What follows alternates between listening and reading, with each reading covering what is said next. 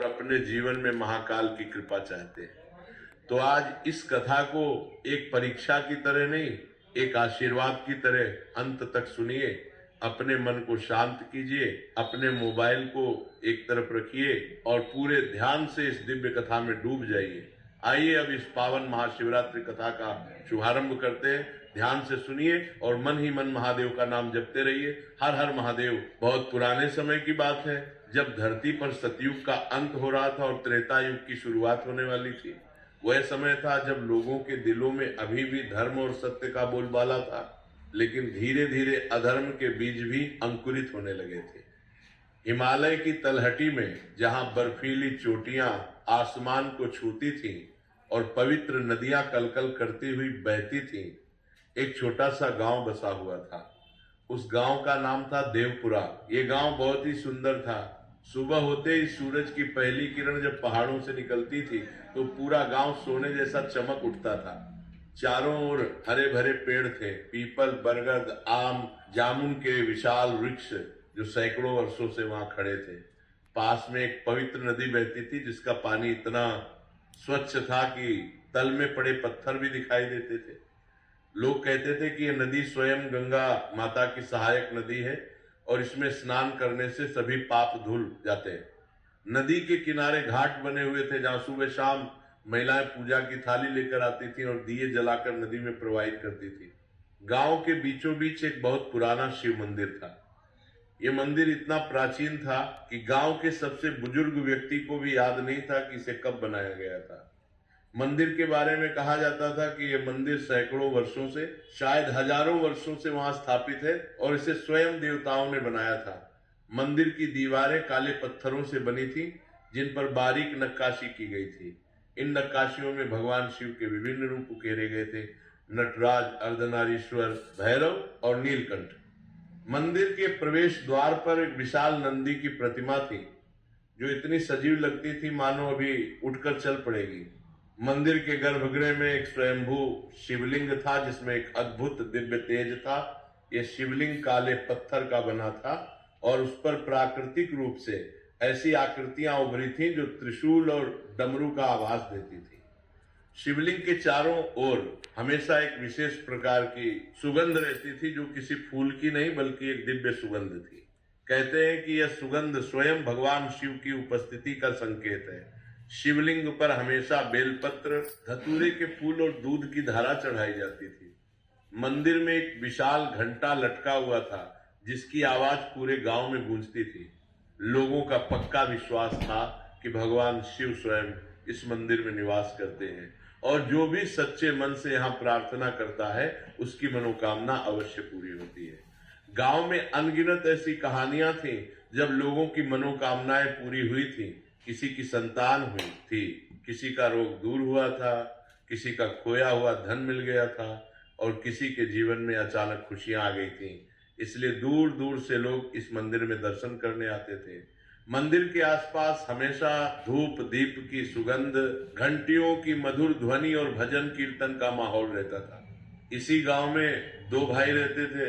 बड़े भाई का नाम था देवांश और छोटे भाई का नाम था विनय। दोनों भाइयों का पालन पोषण उनकी विधवा माता ने किया था। उनकी माता का नाम देवकी था। देवकी एक अत्यंत सुशील और धार्मिक महिला थी। उनके पिता की मृत्यु तब हो गई थी जब विनय बहुत छोटा था, मुश्किल से 3-4 साल का। उस समय देवांश केवल 8 साल का था। पिता की मृत्यु का कारण एक दुर्घटना थी। वे गांव से शहर जा रहे थे जब रास्ते में उनकी बैलगाड़ी पलट गई और उनकी मौके पर ही मृत्यु हो गई। उस समय देवकी की उम्र मात्र 25 वर्ष थी। परिवार वालों ने उन्हें दूसरी शादी करने के लिए बहुत दबाव डाला, लेकिन देवकी ने मना कर दिया। उन्होंने कहा कि अब उनका पूरा जीवन अपने दोनों बेटों को बड़ा करने और भगवान शिव की भक्ति में ही बीतेगा। उन्होंने सफेद साड़ी पहनना शुरू कर दिया और अपना पूरा समय बच्चों और भक्ति में लगा दिया। देवकी बहुत ही धार्मिक और सरल स्वभाव की महिला थी। वह रोज सुबह ब्रह्म मुहूर्त में उठती थी, जब अभी सूरज नहीं निकलता था और आसमान में तारे टिमटिमाते रहते थे।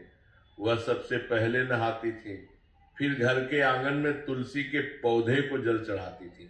तुलसी का पौधा उनके घर की शान था।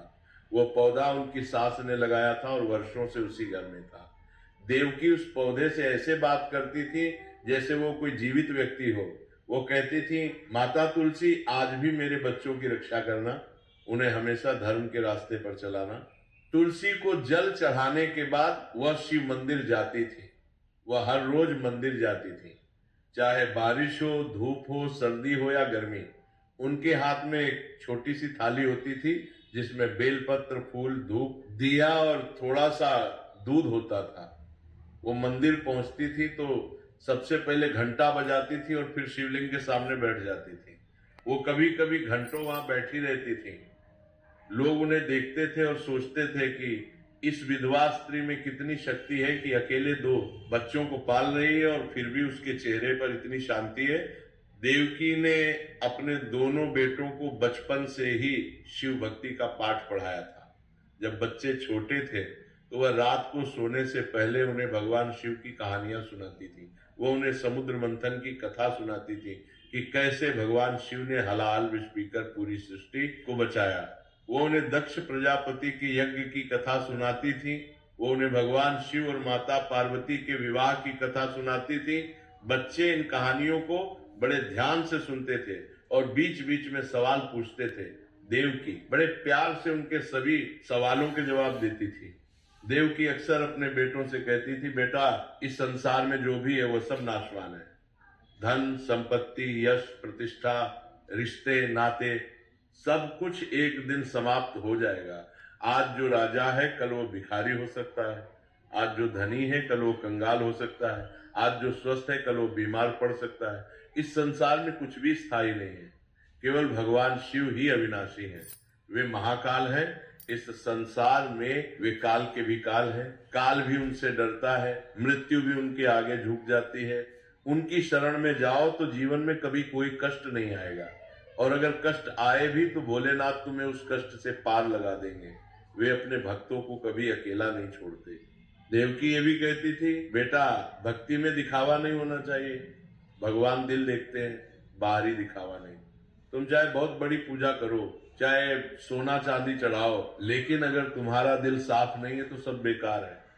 भगवान को एक फूल भी काफी है अगर वो सच्चे प्रेम से चढ़ाया गया हो, और भगवान को हजारों फूल भी काफी नहीं है अगर वे दिखावे के लिए चढ़ाए गए हो। इसलिए हमेशा अपने दिल को साफ रखना, किसी से बुरा मत सोचना, किसी को धोखा मत देना, किसी का दिल मत दुखाना। यही सच्ची भक्ति है। देवांश और विनय दोनों ही अपनी माँ की बातों को सुनते थे। बचपन में दोनों साथ साथ खेलते थे, साथ साथ मंदिर जाते थे, साथ साथ पढ़ते थे। गांव के लोग देखते थे और कहते थे कि देवकी ने अपने बच्चों को बहुत अच्छे संस्कार दिए हैं। दोनों बच्चे बहुत विनम्र हैं, सबका आदर करते हैं, बड़ों के पैर छूते हैं, छोटों से प्यार करते हैं। लेकिन जैसे जैसे वे बड़े हुए, दोनों की समझ और स्वभाव बिल्कुल अलग हो गए। ये बदलाव अचानक नहीं हुआ बल्कि धीरे धीरे हुआ। जब देवांश किशोर हुआ तो वो गांव के अन्य युवकों के साथ घूमने लगा।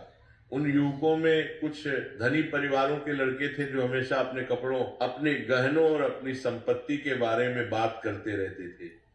देवांश उनकी बातें सुनता था और मन ही मन सोचता था कि काश उसके पास भी इतना धन होता, काश वो भी ऐसे अच्छे कपड़े पहन सकता, काश लोग उसकी भी वैसे ही तारीफ करते जैसे इन धनी लड़कों की करते। धीरे धीरे देवांश के मन में महत्वाकांक्षा ने जड़ें जमा ली। वो बहुत चतुर भी था, पढ़ाई में होशियार था, बात करने में चतुर था, लोगों को प्रभावित करने में माहिर था। उसे समझ आ गया था कि समाज में आगे बढ़ने के लिए, लोगों में इज्जत पाने के लिए सिर्फ अच्छा इंसान होना काफी नहीं है, दिखावा भी जरूरी है। लोगों को ये दिखाना जरूरी है कि तुम कितने धार्मिक हो, कितने दानी हो, कितने बड़े भक्त हो। देवांश को लगने लगा कि भक्ति का मतलब है बड़े बड़े आयोजन करना, लोगों के सामने अपनी धार्मिकता का प्रदर्शन करना और मंदिर में सबसे पहले और सबसे अधिक चढ़ावा चढ़ाना। उसने देखा था कि जब कोई व्यक्ति मंदिर में बहुत बड़ा दान देता है तो पूरा गांव उसकी तारीफ करता है, पंडित उसका नाम आदर से लेते हैं, लोग उसे इज्जत की नजर से देखते हैं। देवांश को ये सब बहुत अच्छा लगता था। उसे लगता था कि जितना बड़ा चढ़ावा होगा और जितनी भव्य पूजा होगी, उतनी जल्दी भगवान शिव उसकी सुनेंगे और उसकी मनोकामनाएं पूरी करेंगे।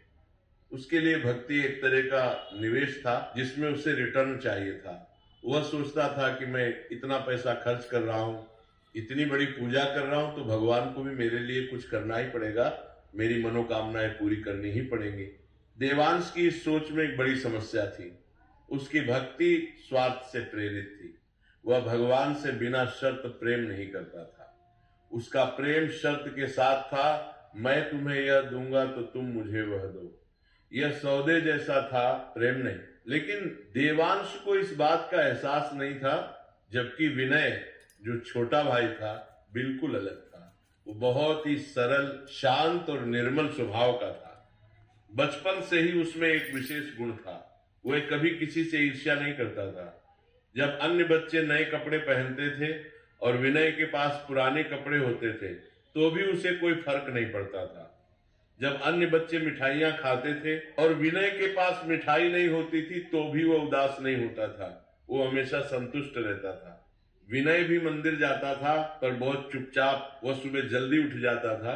जब गांव के ज्यादातर लोग सो रहे होते थे वह नदी में स्नान करता था, फिर मंदिर जाता था। मंदिर में कोई और नहीं होता था उस समय, बस विनय और भगवान शिव। विनय शिवलिंग के सामने बैठ जाता था और बस भगवान को देखता रहता था। कभी कभी आंसू आ जाते थे, पता नहीं क्यों। एक अजीब सी शांति और आनंद का अनुभव होता था। वो किसी को बताता नहीं था कि उसने कितना दान किया या कितनी पूजा की। दरअसल उसके पास देने के लिए कुछ था भी नहीं, क्योंकि घर की सारी संपत्ति देवांश के हाथ में थी। लेकिन विनय को इससे कोई फर्क नहीं पड़ता था। उसके लिए भक्ति एक निजी और पवित्र अनुभव थी, कोई सार्वजनिक प्रदर्शन नहीं। वह जब भी भगवान शिव के सामने जाता तो बस इतना कहता, हे भोलेनाथ, मैं आपका हूं और आप मेरे हो, बस इतना ही मुझे काफी है, मुझे और कुछ नहीं चाहिए। न धन चाहिए, न यश चाहिए, न प्रतिष्ठा चाहिए, बस आपके चरणों में जगह मिल जाए। विनय की इस सरलता में एक गहरा ज्ञान छिपा हुआ था जो शायद उसे खुद भी पता नहीं था। जब दोनों भाई युवा हुए तो उनकी माता बहुत बीमार पड़ गई। महाशिवरात्रि 2026 में आपका स्वागत है।